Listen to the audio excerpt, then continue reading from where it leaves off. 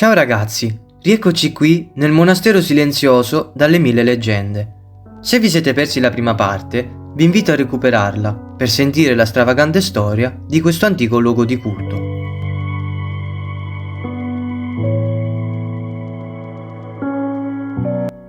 In questa stanzina il tempo sembra essersi fermato. Oggetti sparsi, memorie di chissà quale vita, e poi lui, un dizionario d'inglese, abbandonato a terra. Perché è finito qui? Forse un visitatore straniero, o forse qualcosa di più simbolico. Intanto, questi vecchi scaffali resistono, piegati dal peso di un passato che nessuno ricorda più.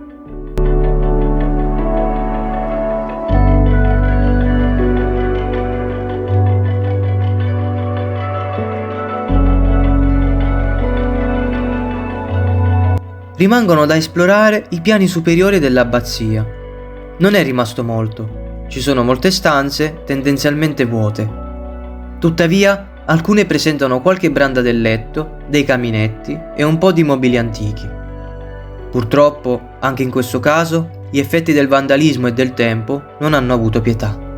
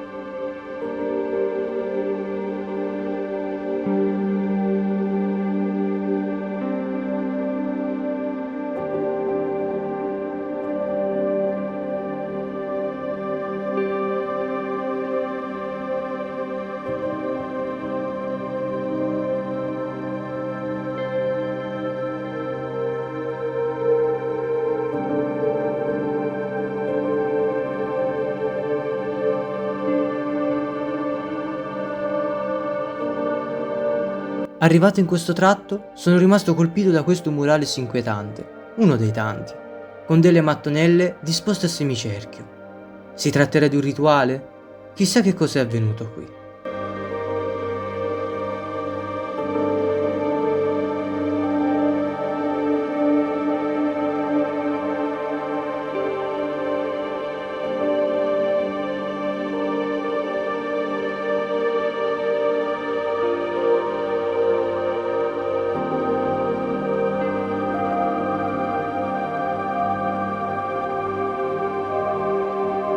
L'ambiente iniziava ad essere sempre più cupo, forse anche a causa di numerosi murales minacciosi o delle scalinate che richiamavano i noti film di The Nun. Nonostante ciò, però, c'era ancora molto da scoprire e il bello doveva ancora arrivare.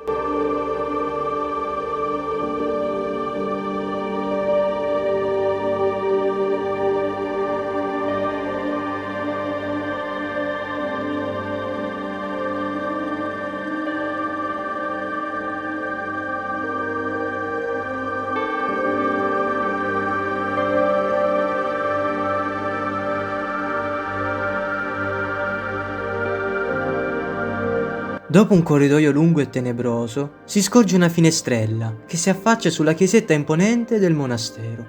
Non avevo mai visto così tanto splendore in un luogo mangiato dalla desolazione.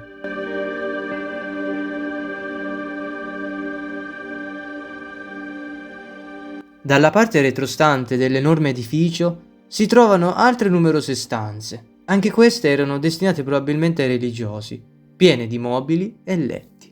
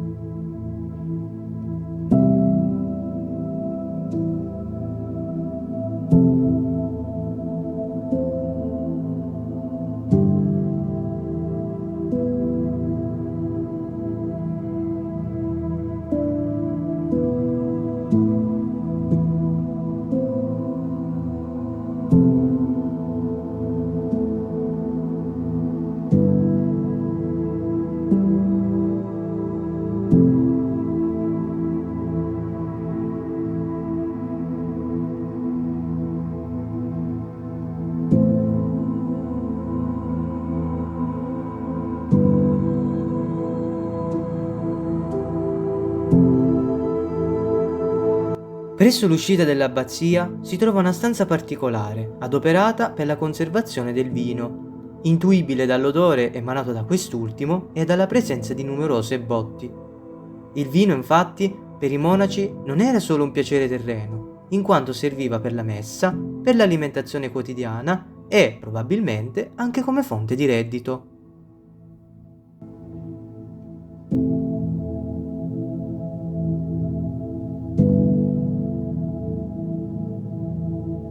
Prima di osservare da vicino la chiesetta del monastero, ci addentriamo ad esplorare le altre abitazioni nei paraggi, annesse a questo enorme complesso.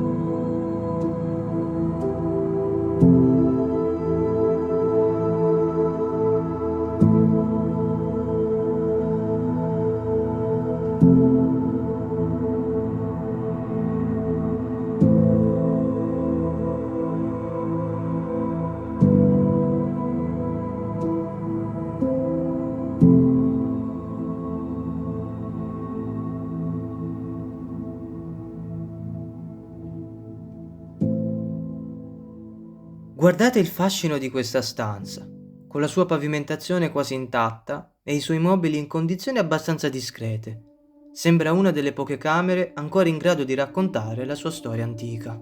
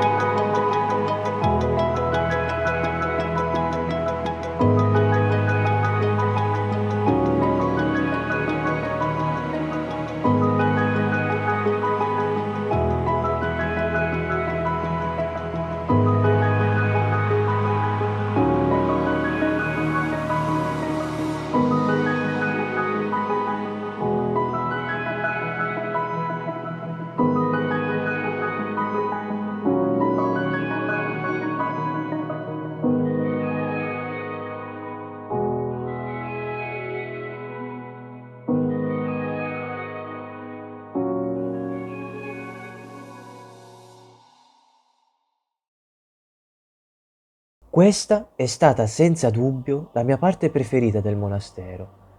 Si tratta della chiesa interna, ricca di affreschi, un tempo vivaci e colorati, e decorazioni scultoree, le quali conservano ancora un'eleganza sbalorditiva. È un ambiente di grande bellezza, ma anche di profonda malinconia, un testimone silenzioso del passaggio del tempo e dell'indifferenza da parte dell'uomo, che ha lasciato questo gioiello di architettura religiosa in mano al degrado.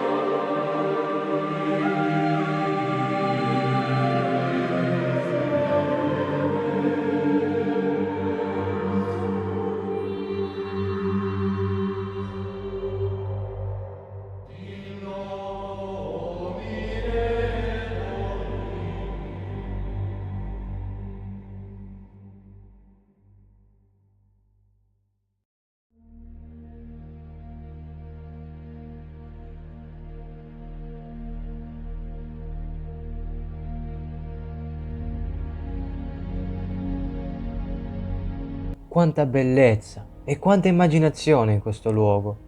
Riuscite ad immaginarvi i monaci seduti nelle panche mentre intonano i canti religiosi? La luce, filtrando dalle vetrate colorate, crea un'atmosfera magica e intima, illuminando le polveri sospese nell'aria e avvolgendo le panche di una luce intensa. Ed ecco un primo piano sul fiabesco altare, dove potete ammirare la scultura della Madonna e il Bambino tra i santi Bartolomeo e Bernardo, realizzati da un noto scultore fiorentino.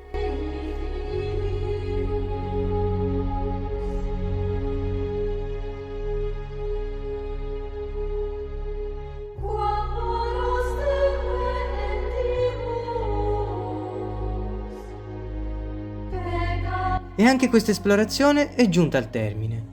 È incredibile quanti luoghi misteriosi, ricchi di storia e bellezza, si nascondono sotto i nostri occhi, a patire il tempo e la memoria. Ma non è finita qui. Ci aspettano ancora una marea di esplorazioni altrettanto intriganti. Perciò vi invito ad iscrivervi al mio canale per non perdere i prossimi video e a supportare i miei hobby lasciando un bel mi piace. Alla prossima esplorazione!